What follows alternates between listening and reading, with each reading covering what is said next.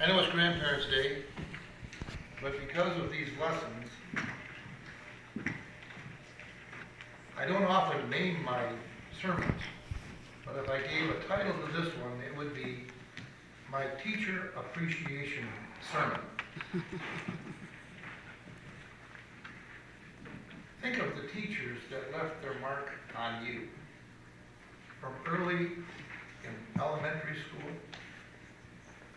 I remember Miss Bommershine, my kindergarten teacher.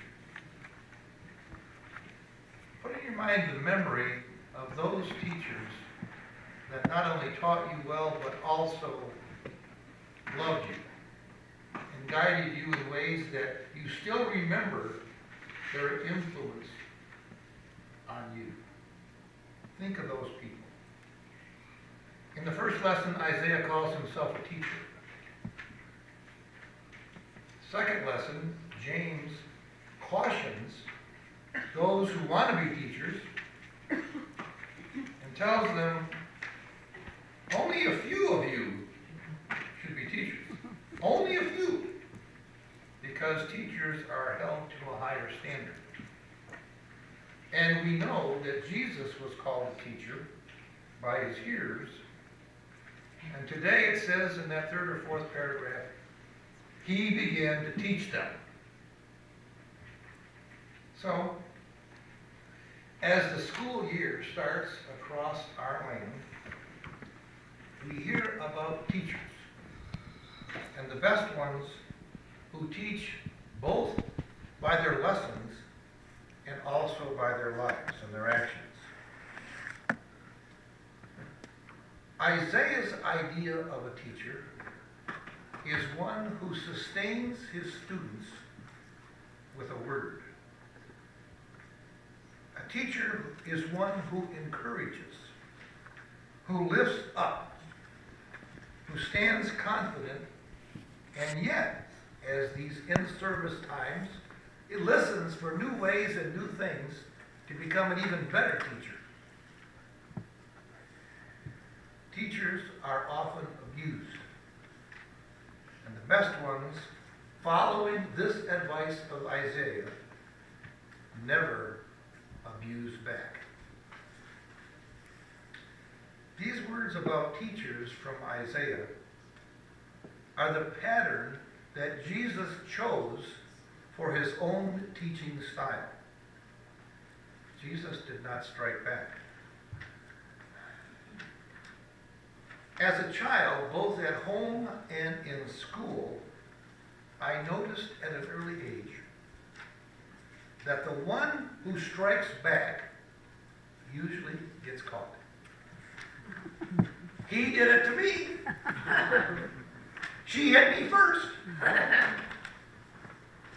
But the one who catches didn't see that. So the one who strikes back usually gets caught. Striking back is not something a good teacher does. One of the best teachers I had in my life taught music both in the elementary school and led the high school band.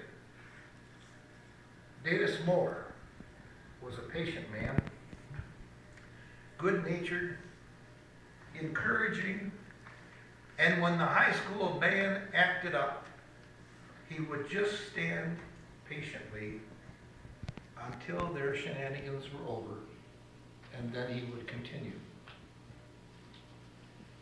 The best teachers have a heart for what they do, and their effect on their students is lifelong. We need to pay more attention and appreciate more. We need to pay more attention to and appreciate more the teachers that we have known and the ones who are teaching our kids. I was asked to speak at the convocation for returning teachers at the Farmington Hills School District. My topic was teaching from the heart. And my main point in that speech was, you are what you teach. You are what you teach. Angry people, short-tempered people, people who are quick to judge others, do not make good teachers. Long ago, Isaiah spelled out what it is that makes a good teacher. One who is patient, one who can sustain the weary with a word, and one who does not strike back. Teaching is a noble profession. Almost a calling. Teaching is almost a calling. And God bless the ones who take Isaiah's words to heart. Then we move on to hear the words of James. Not many of you should be teachers. That's pretty strong. Are you agreeing with this? Not many of you should become teachers. Because we who teach will be judged by a higher standard. He seems to place teachers in a special category. A teacher must know the power of their words. Everyone else should too, but especially teachers. And then he goes on to talk about our tongues and our mouths that get us in trouble. Tongues, he says, need to be bridled. Janet says, sometimes we need a filter. And we do have people that we can be around where we remove our filter. But most often in public, we need to have a filter. James says some people need a bit in their mouths, like horses have, so that they can be guided in the right direction. He likens our tongue to the rudder on a ship. How big is the ship? How small is the rudder? And yet it directs the course of the ship. Then again, he likens the tongue to a match, and how big a forest fire can be set with a tiny little match. And then he goes on with another illustration. We can control almost any other species. But he asks, who can control the human tongue? Out of the same mouths comes blessings for the Lord and Father of us all, and out of that same mouth comes curses toward people who are made in the likeness of our Lord and Father. A teacher knows the power of their words and how they are to be used for building up and encouraging and sustaining the weary. James not only outlines how aware teachers must be of their words, but also asks those who want to become a teacher if they really want to become a teacher. So far we've heard the first two lessons build a strong case for the teachers in our lives and how much honor and respect and praise they deserve. Finally, Jesus, whose teaching style was rather simple. Listen to what I say, do what I do. If I could describe the way Jesus was as a teacher, listen to my words and do what I say. Listen to what I say. One of the most often quoted sentences or phrases of Jesus is, "The truth will set you free." I bet you have said that. Pontius Pilate asked the right question at Jesus' trial. What is truth? I heard Connie Smith last night on Marty Stewart, who was clicking back and forth between Stewart and the football.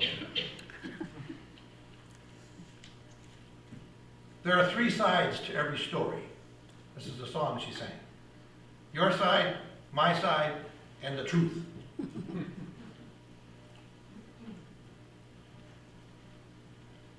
Today we might ask, whose version of the truth are we willing to listen to? Ever watched an eyewitness report an accident, hear his words, her words. The eyewitness reports the accident. And then you see the video. And it's like the eyewitness missed the whole reason for the accident. Or did you ever watch a baseball game? When the umpire says, "You're out!" And then you see the video. He's safe by a mile. Eyewitnesses aren't always the best truth tellers. Jesus was more particular about which version of the truth that will set us free. Now here's the full quote. If you continue in my word, big if you continue in my word, you will be my disciples. And then you will know the truth. And the truth will set you free. If you continue in my word, then you become my disciples, and you will know the truth. And the truth will set you free. In other words, there's freedom in what I'm teaching you. If you want to follow my word, deny yourself, be willing to lose your life for my sake and the sake of the gospel, then you'll not only be free, but you will save your life. Put me and my mission first in your life. You yourself second. And we'll all live happily ever after.